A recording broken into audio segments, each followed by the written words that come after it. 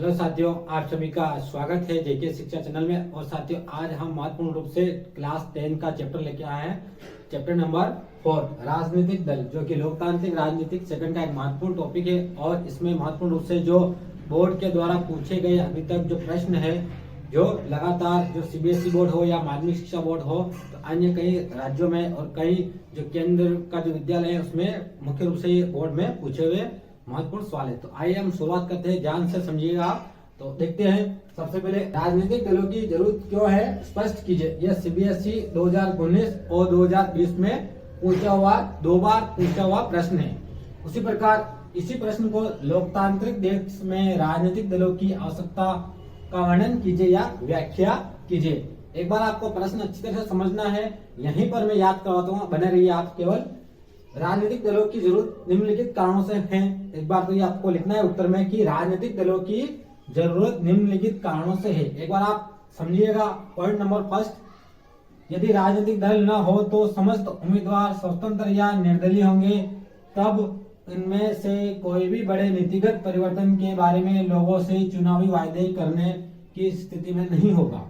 यानी कि कहने का मतलब ये है कि अगर हमारे देश में, हमारा देश हम जानते हैं कि लोकतांत्रिक देश है, हमारे देश की व्यवस्था है जो लोकतांत्रिक तरीके से है, तो यहाँ पर जो चुनाव होते हैं, चुनाव करवाए जाते हैं। और चुनाव में महत्वपूर्ण रूप से जो राजनीतिक दल के महत्वपूर्ण रूप से उम्मीदवार चुनाव लड़ते हैं। यदि राजनीतिक दल ना हो तो क्या होगा? क्योंकि राजनीतिक दल नहीं होंगे तो जो उम्मीदवार स्वतंत्र या निर्दलीय खड़े होंगे। हम जानते हैं कि हमारे क्षेत्र में चुनाव होता है, तो अभी हमारे क्षेत्र में चुनाव होंगे, तो उसमें जो उम्मीदवार खड़े होंगे तो वो कहीं न कहीं किसी पार्टी का आदमी होगा, जैसे बीजेपी, कांग्रेस, सपा पार्टी या बसपा पार्टी। तो कई प्रकार की जो राजनीतिक महत्वपूर्ण रूप से जो पार्टियां हैं, उनके कहीं न कहीं उम्मीदवार होंगे। अगर ये राजनीतिक दल ना हो तो उम्मीदवार स्वतंत्र रूप से खड़ा होगा, जिसे अपन निर्दलीय भी बोलेंगे, निर्दलीय भी कहेंगे। तो जब चुनाव लड़ा जाता है तो वह चुनावी घोषणाएं करती है कि अगर हमारी सरकार बनी तो हम आपके लिए ये करेंगे, हम बिजली फ्री करेंगे, हम जो है वह बिजली शिक्षा फ्री करेंगे, बिजली फ्री करेंगे, स्वास्थ्य की सुविधाएं उपलब्ध कराएंगे, नौकरियां देंगे, आपके क्षेत्र में बेरोजगारी को दूर करेंगे। तो ऐसे तमाम जो चुनावी वादे होते हैं वह चुनाव के समय किए जाते हैं। लेकिन अगर कोई चुनावी दल का व्यक्ति नहीं है और अगर निर्दलीय उम्मीदवार है, स्वतंत्र उम्मीदवार है, तो वह कोई भी चुनावी वादे नहीं करेगा।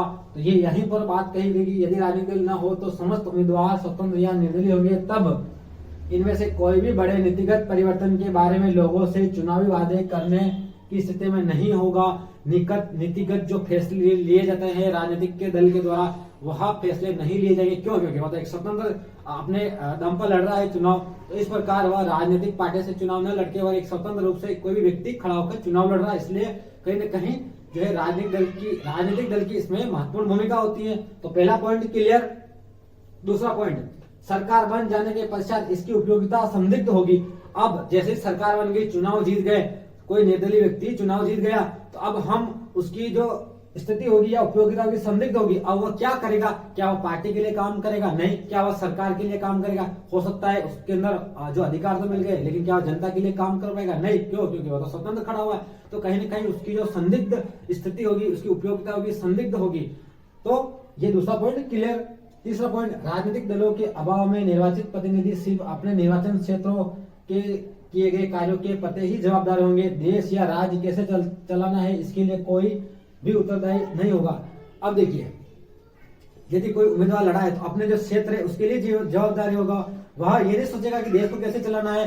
देश में अगर आतंकवादी हमला हो रहा होने तो हमें उससे क्या फर्क है? हमें तो सिर्फ मैं जिस क्षेत्र में चुनाव लड़ाऊं और जिस क्षेत्र में मैं जीता हूं उसके लिए मैं काम करूंगा, उसके प्रति ही मैं जवाब दूंगा। तो कहीं न कहीं अगर कोई राजनीतिक दल है तो उसकी महत्वपूर्ण भूमिका होती है कि किसी देश पर आँच ना दे, किसी देश को स्वतंत्र रूप से चलाए, और किसी देश को कैसे चलाना है, उस देश की आर्थिक स्थिति और राजनीतिक स्थिति, सामाजिक स्थिति में सभी की कैसे भागीदारी सुनियोजित करनी है, वह सभी कहीं न कहीं राजनीतिक दल की महत्वपूर्ण भूमिका होती है।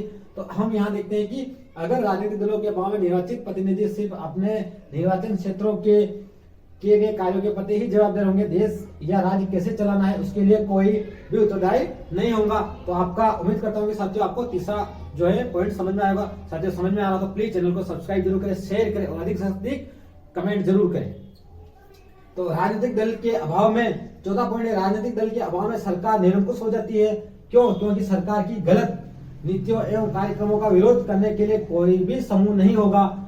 वेरी मोस्ट पॉइंट, अगर राजनीतिक दल के अभाव, राजनीतिक दल नहीं है और वो चुनाव लड़के कोई सरकार बन गई, निर्दलीयों की सरकार बन गई, तो कहीं ना कहीं जो महत्वपूर्ण रूप से हम देखते हैं यहाँ पर जो निरंकुश हो जाएगी, सरकार निरंकुश हो जाएगी, अपनी मनमर्जी करेगी। क्यों? क्योंकि वह किसी भी जो है राजनीतिक दल की हिस्सेदारी नहीं है, वह स्वतंत्र से बनी है, स्वतंत्र रूप से बनी है, सभी निर्दलीय लोग पार्टिसिपेट कर रहे हैं उसमें, सरकार निर्दलीयों की बनी है, तो वह महत्वपूर्ण रूप से क्या होती है? निरंकुश हो जाती है। वह किसी की सुनेगी नहीं, अपनी मनमर्जी से नीतियां बनाएगी, कानून बनाएगी और उसके अनुसार लागू करेगी, जनता पर मनमाने कानून थोपेगी, मनमाने महंगी बढ़ाएगी, जो महंगी जो चीजें होती है वो लाएगी और इस प्रकार महंगाई बढ़ेगी, कई जो नौकरियां नहीं मिलेगी। तो कहीं ना कहीं ये जो है राजनीतिक दल की महत्वपूर्ण भूमिका होती है। पांचवा पॉइंट, इस प्रकार राजनीतिक दल लोकतंत्र की एक अनिवार्य शर्त है। तो इस प्रकार हम कह सकते हैं कि जो राजनीतिक दल है वह लोकतंत्र की अनिवार्य शर्त है। हमें विभिन्न कार्यों संपादन के लिए राजनीतिक दलों की आवश्यकता होती है। जो सरकार में विभिन्न प्रकार के जो कार्यों को क्रियान्वित किया जाता है उसके लिए राजनीतिक दलों की महत्वपूर्ण भूमिका होती है। राजनीतिक दल नीतियां बनाते हैं, कानून बनाते हैं, उनको लागू करते हैं, सरकार बनाते हैं, सरकार कैसे चलाना है वह काम सभी का एक राजनीतिक दल का महत्वपूर्ण भागीदारी होती है। तो यहाँ पर हम देखेंगे कि इसके साथ ही विपक्ष की भूमिका निभाते हैं। यहाँ साथियों विपक्ष की भूमिका निभाने से ये अभिप्राय है कि मान लो किसी की सरकार बनी तो एक पक्ष होता है सत्ता का, एक पक्ष होता है विपक्ष का, यानी कि जो पावर में जो अधिकार में होते हैं, जिनकी सरकारें होती है वह होता है विपक्ष, और जिसकी सरकार नहीं होती है, जो दूसरा सबसे बड़ा राजनीतिक दल होता है वह उसकी भूमिका होती है विपक्ष की। तो हम ये मानते हैं कि जो सत्ता में सरकार बनी है वह जो नीतियां लेकर आएगी, जो कानून लेकर आएगी, उसका अगर कानून जनता के हित में नहीं है, जनता के विरोध में है, तो उसकी विपक्ष की भूमिका कौन निभाएगी? कौन सा निभाएगा दल? तो विपक्ष वाला दल, जो कि सबसे सेकंड नंबर का दल होगा। तो इस प्रकार साथियों कहीं ना कहीं राजनीतिक दलों के अंतर्गत महत्वपूर्ण भूमिका होती है। जो सरकार होती है उसमें राजनीतिक दलों की महत्वपूर्ण भूमिका होती है। तो साथियों उम्मीद करता हूँ साथियों आपको कंटेंट अच्छा लगा होगा, समझ में आएगा और आप इस प्रश्न को जरूर करेंगे। 5 पॉइंट है, महत्वपूर्ण पॉइंट है, आप इसे पांचों पॉइंट लिखकर आए, अच्छी तरह से लिखकर आए, तो कहीं ना कहीं आप 2 या 3 नंबर आराम से बटोर सकते हैं। तो अगला क्वेश्चन देखते हैं साथियों। हम आइए अपन देखते हैं दूसरा प्रश्न। राजनीतिक दल के कोई 4 कार्यों का उल्लेख कीजिए, जो कि माध्यमिक शिक्षा बोर्ड 2023 में पूछा हुआ है। यानी कि जो राजनीतिक दल होते हैं उनके क्या कार्य है, 4 कार्य आपको लिखने हैं। तो पहला कार्य, राजनीतिक दल चुनाव लड़ते हैं। इंपोर्टेंट है, आप याद रखिए, राजनीतिक दल का व्यक्ति चुनाव लड़ता है। राजनीतिक दल चुनाव लड़ते हैं तभी तो सरकार बनाते हैं, फिर सरकार को चलाते हैं, कानून निर्माण बनाते हैं, ये सारी चीजें देखिए। राजनीतिक दल अलग अलग नीतियों और कार्यक्रमों को जनता के समक्ष रखते हैं। हम जानते हैं कि राजनीतिक दल का व्यक्ति कोई चुनाव लड़ता है तो उस समय राजनीतिक दल अपनी घोषणा करता है, उसका क्या कार्य होगा वह जनता के समक्ष रखता है। और राजनीतिक दल सरकार बनाते हैं और चलाते हैं। हम देखते हैं कि राजनीतिक दल जो होता है वो सरकार एक बार बनाता है, सरकार फिर उस सरकार को चलाता है। वर्तमान में आप देख सकते हैं कि जो आपके भी स्टेट्स में जो है राज्यों में किस प्रकार की सरकार बनेगी, चुनाव होंगे, फिर वह जो राजनीतिक दल जो चुनाव लड़ेगा वो जीतेगा, वह अपनी सरकार बनाएगा, फिर सरकार चलाएगा। तो यहाँ पर राजनीतिक दल सरकार बनाते हैं और चलाते हैं।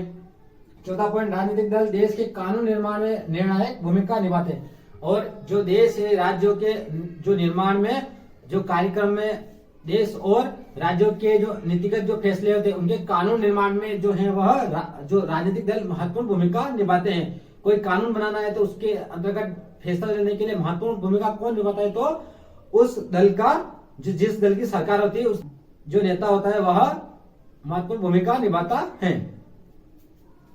तो राजनीतिक दल के लिए देश के कानून निर्माण में निर्णायक भूमिका निभाता है कौन? तो राजनीतिक दल। अब हम देखते हैं कि क्वेश्चन नंबर 3, किसी भी राजनीतिक दल के लिए राष्ट्रीय दल की मान्यता प्राप्त करने के आवश्यक शर्तों का उल्लेख कीजिए। 2013 में पूछा हुआ है, 2016 में पूछा हुआ है, 2013 में वापस रिपीट हुआ है। तो क्या है कि किसी राजनीतिक दल के लिए राष्ट्रीय दल की मान्यता प्राप्त करने के लिए आवश्यक शर्तों का उल्लेख कीजिए। तो आप समझिए इसे, कोई भी दल होता है, कोई भी राजनीतिक दल होता है तो उसको राष्ट्रीय दल कैसे बनाया जाए, उसके लिए क्या शर्तें होनी चाहिए, राष्ट्रीय दल की मान्यता कैसे मिले उसको, तो ये आपको इसका आंसर लिखना है। तो यहाँ पर सबसे पहले तो आप ये समझिए कि राष्ट्रीय दल क्या होते हैं। तो राष्ट्रीय दल से अभिप्राय उन पार्टियों या दलों से है जो पूरे देश में फैली हुई है, जिनकी विभिन्न राज्यों में इकाइयां हैं और जो राष्ट्रीय स्तर पर तय करने वाली नीतियां, कार्यक्रमों तथा राजनीतियों का पालन करती हैं। यानी कि ऐसा दल या ऐसा राजनीतिक दल जो संपूर्ण देश में फैला हुआ है और उसके अन्य राज्यों में बहुत सारे जो 28 राज्य, उन सभी राज्यों में उसकी महत्वपूर्ण रूप से इकाइयां हैं, यानी कि अलग अलग पार्टियां हैं, उसी की पार्टी है लेकिन उसकी पार्टी की इकाई कहाँ पर, उन राज्यों में, और उन राज्यों में भी सरकारें बनती है। तो ये जो दल होता है राष्ट्रीय दल, वह महत्वपूर्ण रूप से पूरे संपूर्ण देश के हित में कानूनों के, जो जनता के समक्ष जो कानून बनाते हैं और निर्णायक भूमिका महत्वपूर्ण रूप से निभाते हैं। तो उसके लिए नीति निर्माण करने के लिए महत्वपूर्ण भूमिका निभाता है राष्ट्रीय स्तर पर। कौन से स्तर पर? तो राष्ट्रीय स्तर पर। क्यों? क्योंकि यह महत्वपूर्ण रूप से एक राजनीतिक दल होता है, राष्ट्रीय दल होता है। तो यहाँ पर देखिए, राष्ट्रीय दल से अभिप्राय उन पार्टियों या दलों से है जो पूरे संपूर्ण देश में फैली हुई होती है, जिनकी विभिन्न राज्यों में इकाइयां होती है, जो राष्ट्रीय स्तर पर तय की जाने वाली कार्यक्रमों तथा रणनीतियों का पालन करती हैं। अब देखिए कि राष्ट्रीय दल बनने की शर्तें क्या होनी है, यानी कोई भी राजनीतिक दल है उसको राष्ट्रीय स्तर पर कैसे बना जाए, उसको राष्ट्रीय दल बनने के लिए क्या शर्तें होनी चाहिए। क्योंकि हम जानते हैं कि बहुत सारे छोटे मोटे दल होते हैं, तो उनको राष्ट्रीय दल की मान्यता कैसे मिले, उसके लिए महत्वपूर्ण शर्तें होती है। तो वो शर्तें क्या होती है? यदि कोई दल लोकसभा चुनाव में कुल वोट अथवा 4 राज्यों के विधानसभा चुनाव में पड़े कुल वोटों का 6% प्राप्त करता है, इंपोर्टेंट है 6% प्राप्त, या तो लोकसभा चुनाव होगा उसमें, या फिर 4 राज्यों, कम से कम 4 राज्य, पहला राज्य, दूसरा राज्य, तीसरा, 4 राज्यों में कम से कम जो विधानसभा होती है, हम देखते हैं कि जो राज्यों में जो विधानसभा होती है, उसी प्रकार जो केंद्र में लोकसभा होती है। तो यहाँ पर लोकसभा और विधानसभा में, 4 विधानसभा में कम से कम कुल जो वोट पड़ते हैं, वोट पड़े हुए मतों का कुल कितना प्रतिशत? 6% प्राप्त करता है। या और लोकसभा चुनाव में कम से कम 4 सीटों पर जीत दर्ज करता है, तो उसे राष्ट्रीय दल की मान्यता मिल जाती है। तो हम देखते हैं कि जो राष्ट्रीय दल है उसके लिए मान्यता क्या होगी कि एक तो लोकसभा और विधानसभाओं में, कितनी विधानसभा? 4 विधानसभाओं में कुल पड़े वैध मतों का कितना प्रतिशत? 6% वोट प्राप्त करता है। उसके साथ ही कम से कम कितने राज्यों, कितनी लोकसभा की सीटें? 4 लोकसभा की सीटें। यहाँ पर कितना देखो, कम से कम 4 सीटों पर दर्ज करता है। कौन सी? लोकसभा चुनाव में कम से कम 4 सीटों पर दर्ज करता है, तो उसे राष्ट्रीय दल की मान्यता मिल जाती है। हम देखते हैं कि हमारे देश में जो कई प्रकार के 7 या 8 जो है वह महत्वपूर्ण रूप से राष्ट्रीय दल है, तो उनका नाम आप महत्वपूर्ण आपसे याद रखिए, क्योंकि पूछ भी सकता है क्वेश्चन। तो आइए हम अगला क्वेश्चन की चर्चा कर लेते हैं। आइए हम देखते हैं प्रश्न नंबर 4। भारतीय जनता पार्टी एवं भारतीय राष्ट्रीय कांग्रेस की 4 प्रमुख नीति कार्यक्रमों को लिखिए, जो कि माध्यमिक शिक्षा बोर्ड 2015 में पूछा हुआ प्रश्न है। यानी कि साथियों, यहाँ पर आपको जो बीजेपी और कांग्रेस की जो राष्ट्रीय कार्यक्रम में क्या है, क्योंकि हम देखते हैं कि ये राष्ट्रीय दल है, ठीक है, 2 महत्वपूर्ण रूप से दल है, बीजेपी और जो कांग्रेस। यहाँ पूरा नाम है भारतीय जनता पार्टी एवं भारतीय राष्ट्रीय कांग्रेस। तो इनकी प्रमुख 4 नीतियां या कार्यक्रम क्या है जो जनता के समक्ष महत्वपूर्ण रूप से होते हैं। तो यहाँ पर हम देखते हैं कि भारतीय जनता पार्टी की प्रमुख नीतियां एवं कार्यक्रम। तो पहला देखिए, इस पार्टी का गठन 1980 में हुआ था। इस दल का प्रमुख उद्देश्य भारत की प्राचीन संस्कृति और मूल्यों से प्रेरणा लेकर मजबूत व आधुनिक भारत बनाना, प्रेरणा लेकर मजबूत जो है वह राष्ट्र बनाना। यहाँ पर आप लिख सकते हैं प्रेरणा लेकर, है ना, प्रेरणा लेकर। तो ठीक है, इस पार्टी का 1980 में गठन हुआ था। इस दल का प्रमुख उद्देश्य भारत की प्राचीन संस्कृति और मूल्यों से प्रेरणा लेकर मजबूत व आधुनिक भारत बनाना। यानी कि साथियों, हमने पढ़ा था कि पहले की राजनीतिक दल की क्या महत्वपूर्ण भूमिका होती है। तो यहाँ पर जो उस दल का, हमें यहाँ महत्वपूर्ण 2 दल है, भारतीय राष्ट्रीय कांग्रेस और भारतीय जनता पार्टी। तो दोनों के क्या उद्देश्य, जब वो उनकी सरकार बनती है तो उनके क्या उद्देश्य जनता के समक्ष रखते हैं। तो हम देखते हैं कि साथियों, हमारे केंद्र में अभी जो है वह किसकी सरकार है? तो भारतीय जनता पार्टी की। तो महत्वपूर्ण से उसके क्या उद्देश्य, तो अपने किस उद्देश्य के किस सिद्धांत पर चलती है, क्योंकि हर राजनीतिक दल की अपनी विचारधारा होती है, हर राजनीतिक दल की अपनी अपनी विचारधारा के अनुसार वह अपने जनता के समक्ष अपने नीतियां बनाता है और कार्यक्रम को क्रियान्वित करता है। तो यहाँ पर हम देखते हैं कि इसका गठन 1980 में होता है। इस दल का मुख्य उद्देश्य भारत की प्राचीन संस्कृति और मूल्यों से प्रेरणा लेकर, यानी कि जो भारत की जो प्राचीन संस्कृति हुई, हम बचपन में पढ़ा हुआ था कि हमारी बहुत सारी संस्कृति हुआ करती, कितने आक्रमण हुए, जो प्राचीन समय में वैदिक युग में कौन कौन सी परंपराएं चलती। तो यहाँ की जो प्राचीन संस्कृति और मूल्य जो है, सिद्धांत, महापुरुष के सिद्धांत, उनसे प्रेरणा लेकर एक आधुनिक भारत या आधुनिक राष्ट्र का निर्माण करना, पहला पॉइंट ही है। दूसरा, भारतीय राष्ट्रवाद, यानी कि जो राष्ट्रवाद हमने पढ़ा साथियों इतिहास में, राष्ट्रवाद यूरोप में राष्ट्रवाद की उत्पत्ति किस प्रकार की होती है, तो यहाँ पर भारतीय राष्ट्रवाद और राजनीतिक की इनकी अवधारणा में सांस्कृतिक राष्ट्रवाद प्रमुख तत्व है, यानी कि सांस्कृतिक राष्ट्रवाद प्रमुख तत्व है, यानी कि जो प्राचीन समय में जो सांस्कृतिक इतिहास रहा है भारत का, उसका प्रमुख रूप से इसका महत्वपूर्ण तत्व है। दूसरा पॉइंट, तीसरा पॉइंट, यह पार्टी जम्मू कश्मीर को क्षेत्रीय एवं राजनीतिक स्तर पर विशेष दर्जा देने के विरुद्ध थी। क्यों? क्योंकि अब हम देखते हैं कि जो जम्मू कश्मीर विशेष दर्जा था राजनीतिक स्तर के रूप में, जो जम्मू कश्मीर था उसको विशेष दर्जा था, जबकि जो है उस जो दर्जे के विरुद्ध थी। तो यह जैसे ही सरकार बनी केंद्र में, तो उस दर्जे को, विशेष दर्जे को हटा दिया गया। तो यहाँ कहीं ना कहीं इसका जो है प्रमुख नीति थी और प्रमुख कार्यक्रम था उसमें से। पांचवा पॉइंट है, यह पार्टी देश में रहने वाले समस्त धर्मों के लोगों के लिए समान नागरिक संहिता बनाने एवं धर्मांतरण पर रोक लगाने के पक्ष में है, यानी कि हमारे देश में रहने वाले समस्त नागरिक, जो धर्म, विभिन्न धर्मों के जो समाज के विभिन्न समाज होता है, विभिन्न धर्मों के लोग रहते हैं, तो उनके लिए समान नागरिक संहिता से अभिप्राय है कि सभी धर्मों के लिए एक ही कानून बनाया जाए। क्योंकि पहले हमने देखा कि सभी अपने अपने धर्मों के अलग अलग कानून होते, अलग अलग उत्तराधिकारी होते, अलग अलग कानून होते। तो इसी प्रकार विवाह के कानून अलग होते हैं, उत्तराधिकारी के अलग कानून होते हैं। तो समान नागरिक संहिता यानी सभी धर्मों के लिए एक ही कानून बने, तो इसके पक्ष में। और धर्मांतरण, यहाँ धर्मांतरण पर रोक लगाने के पक्ष में, यानी एक धर्म का दूसरे धर्म में स्थानांतरण न हो, इस पर रोक लगाने के पक्ष में। तो यह जो है वह महत्वपूर्ण रूप से इसकी नीतियों में आता है और इसके कार्यक्रम में आता है, इसकी एजेंडा, यानी कि हम कह सकते हैं कि यह इस पार्टी का एजेंडा है। जो जब पार्टी की सरकार बनी थी तो महत्वपूर्ण रूप से इन जो सिद्धांत थे, ये प्रमुख जो दिशा निर्देश दिए गए, इन सिद्धांतों के इन्हीं पर पार्टी है वह सरकार बनाने के बाद अपने कार्यक्रम या अपनी नीतियों निर्धारण में महत्वपूर्ण भूमिका निभाती है। अब आइए हम पढ़ते हैं भारतीय राष्ट्रीय कांग्रेस की नीति। अब ये तो रही कि जनता पार्टी की प्रमुख नीति। अब अगर कांग्रेस, जो भारतीय जनता जो राष्ट्रीय दल है कांग्रेस, उसकी क्या महत्वपूर्ण नीतियां और कार्यक्रम है, वो हम चर्चा करते हैं। आइए अब हम देखते हैं कि भारतीय राष्ट्रीय कांग्रेस की प्रमुख नीतियां एवं कार्यक्रम। हमने जो भारतीय जनता पार्टी के प्रमुख कार्यक्रम और नीतियां पढ़ी थी, वो हम पढ़ते हैं भारतीय राष्ट्रीय कांग्रेस की प्रमुख नीतियां एवं कार्यक्रम। देखिए, इस दल का गठन 1985 में हुआ था और सबसे प्राचीन दल है ये।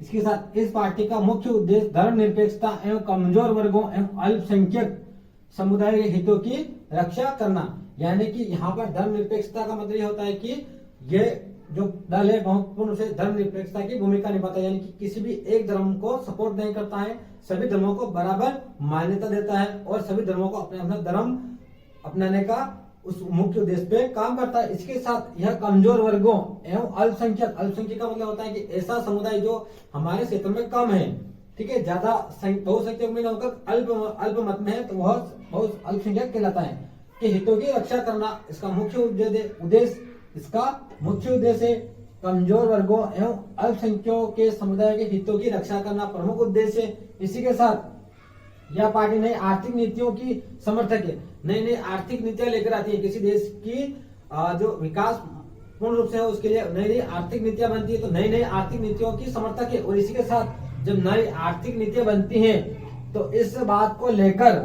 जागरूक है कि इन नीतियों का गरीब एवं कमजोर वर्ग पर विपरीत प्रभाव न पड़े। यानी कि कई बार क्या होता है कि प्रमुख रूप से इस प्रकार की आर्थिक नीति आ जाती है जिसमें सिर्फ अमीर लोग होते हैं, अमीर लोग जो होते हैं उनको ही फायदा होता है और गरीब तबके के लोग कहीं न कहीं वापस गरीब पिछड़ते जाते हैं। तो जब नई आर्थिक नीति लेकर आती है इस प्रकार की पार्टी का मुख्य उद्देश्य एजेंडा यह होता है कि नई नई आर्थिक नीति लेकर आए और जो आर्थिक नीति लेकर आए वह गरीब और कमजोर वर्ग के जो व्यक्ति हैं उसको ध्यान में रखते हुए लेकर आए, न कि जो अमीर लोग होते हैं उनको। तो इसका समर्थन करती हैं। इसी के साथ चौथा पॉइंट इसका है, तीसरा पॉइंट यह पार्टी नई आर्थिक नीति हो गया। चौथा है भारत को एक आधुनिक धर्मनिरपेक्ष लोकतांत्रिक गणराज्य बनाने का प्रयास करना, यानी कि भारत को आधुनिक धर्मनिरपेक्ष और लोकतांत्रिक यानी कि सभी का उसमें सम्मिलित हो। हम देखते हैं कि सभी को व्यक्ति को अपना अपना अधिकार मिले, अपनी अपनी नीतियां को लागू करने का अधिकार सबको प्राप्त हो, सभी को है वह समान रूप से अधिकार प्रतिष्ठा मिले। तो लोकतांत्रिक धर्मनिरपेक्ष लोकतांत्रिक गणराज्य बनाने का प्रयास करती है। इसके साथ मध्यम मार्गी विचारधारा को अपनाना, यानी कि जो पार्टी है, जो भारतीय राष्ट्रीय कांग्रेस पार्टी है, वह अपनी नीतियों में महत्वपूर्ण से मध्यम मार्गी विचारधारा अपनाती है। यानी कि नहीं तो जो है अमीर लोगों की तरह सोचती है और नहीं विशेषकर पिछड़े गरीब लोगों की तरह मुख्य रूप से सोचती है। तो ये मध्यम मार्ग अपनाती है, विचारधारा को अपनाती है, ताकि सभी का इसमें भला हो सके, सभी को साथ लेकर चल सके। इस प्रकार जो अपनी नीति बनाती है उसमें महत्वपूर्ण रूप से यह सभी को मध्यम मार्ग, इसको बोलते हैं अपन मध्यम मार्ग की विचारधारा को अपनाकर काम करना। इसके साथ प्रांतीय,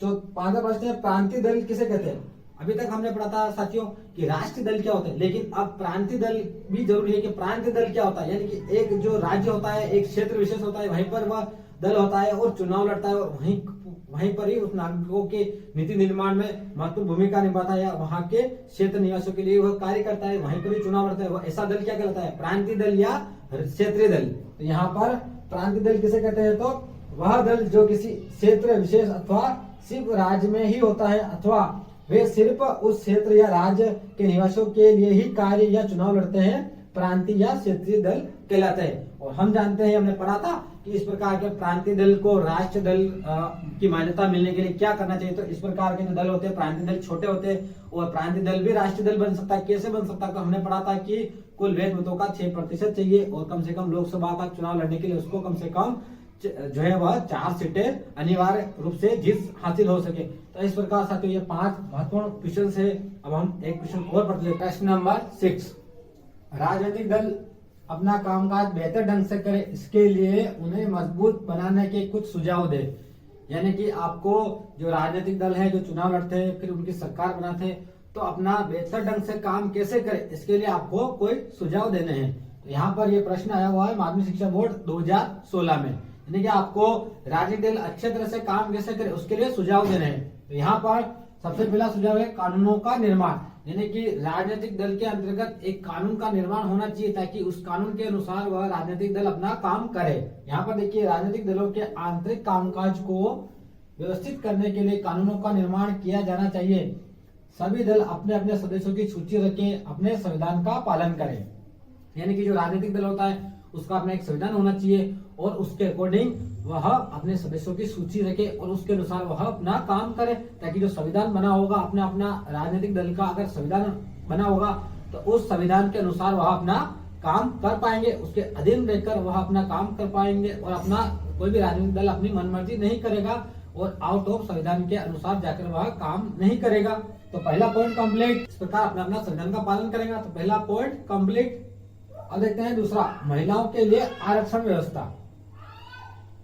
दूसरा पॉइंट है महिलाओं के लिए आरक्षण व्यवस्था। हम सब जानते हैं कि अगर यदि राजनीतिक दल में महिलाओं की भूमिका अगर होगी तो महत्वपूर्ण होगा कि कहीं न कहीं वह देश महिला सशक्तिकरण के क्षेत्र में आगे बढ़ेगा, उस देश का उतना ही विकास होगा। महिलाओं के लिए आरक्षण, यानी कि महिलाओं को राजनीतिक क्षेत्र में न्यूनतम अनुपात में लगभग 1/3 या 33% टिकट देना चाहिए। यानी कि भारत देश से हम देखते हैं कि कोई भी देश लोकतांत्रिक अगर कोई देश है तो उसके लिए महत्वपूर्ण रूप से महिलाओं को अधिक से अधिक राजनीतिक क्षेत्र में टिकट दिया जाना चाहिए, ताकि उस देश का विकास अच्छी तरह से हो सके और महिलाओं के अधिकार महत्वपूर्ण रूप से उनको प्राप्त हो सके। इसके लिए 1/3 या 33% आरक्षण दिया जाना चाहिए। जैसा कि अभी हाल ही में जो कानून बना है नारी बंधन अधिनियम, उसके अनुसार अभी जो है केंद्र सरकार ने यह नियम पारित कर दिया है कि अब महिलाओं को भी राजनीतिक क्षेत्र में 33% टिकट आवंटित होंगे। तो दूसरा पॉइंट है महिलाओं के लिए आरक्षण व्यवस्था। तीसरा है चुनाव खर्च का सरकार द्वारा वहन। विभिन्न प्रकार के चुनाव का खर्चा सरकार द्वारा वहन किया जाना चाहिए। यानी कि जो चुनाव होते हैं, चुनाव में हम जानते हैं कि जो राजनीतिक दल है बड़ी मात्रा में या अंधाधुंध जो है वह अपने पैसे खर्च करते हैं। हम देखते हैं कि बहुत सारा धन व्यय किया था चुनाव में, तो यही कहीं न कहीं सरकार पर उस वहन जो चुनाव है उसका राशि सरकार वहन करे, ताकि एक निश्चित मात्रा में वह वहन कर सके। चौथा पॉइंट है राजनीतिक दलों पर जनता द्वारा दबाव बनाना। राजनीतिक दलों पर जनता द्वारा दबाव बनाया जाए, इस हेतु पत्र लिखने, प्रचार करने एवं आंदोलन के माध्यम से जनता यह कार्य कर सकती है, ताकि राजनीतिक दल अपना कार्य जनता के दबाव से सही प्रकार से कर सके। यानी कि राजनीतिक दलों पर जनता द्वारा दबाव बनाना, यानी कि महत्वपूर्ण पॉइंट है राजनीतिक दल को सुधारने का। एक महत्वपूर्ण पॉइंट है कि हमारा सुझाव ये होना चाहिए कि कोई भी राजनीतिक दल जो है वह अपनी मनमर्जी ना करे। इसके लिए जनता का कहीं न कहीं जनता का दबाव उस पर होना चाहिए, ताकि और जनता इस दबाव किस प्रकार दबाव बनाए राजनीतिक दल पर, तो अपना पत्र व्यवहार करे, पत्र लिखे कि यह कार्य जो नीतियां सरकार सही नहीं कर रही है, तो कहीं न कहीं पत्र व्यवहार करे, आंदोलन करे। तो इस प्रकार जो है समय समय पर राजनीतिक दल को चेतावनी देकर वह अपना समर्थन साबित करे, ताकि इससे राजनीतिक दल जनता के दबाव में रहेगा तो वह महत्वपूर्ण रूप से कहीं न कहीं जनता के दबाव में रहकर अपना जो है वह नियंत्रण स्थापित करेगा और महत्वपूर्ण रूप से जो जनता के हित का कार्य कर पाएगा। तो साथियों, इस प्रकार हमने जो महत्वपूर्ण रूप से लगभग 6 या 7 प्रश्न हो चुके हैं, जो पार्ट है चौथा उसके महत्वपूर्ण राजनीतिक दल के महत्वपूर्ण प्रश्न पढ़े हैं साथियों। उम्मीद और आशा करता हूँ कि जो है प्रश्न आपके परीक्षा में आए और इसके साथ आप इनको अच्छी तरह से कर पाए। तो इसके लिए साथियों आप बने रहे, और तब तक के लिए आप सब अगले वीडियो हम जल्दी लेकर आएंगे। तब तक के लिए आप सभी का धन्यवाद। जय हिंद, जय भारत।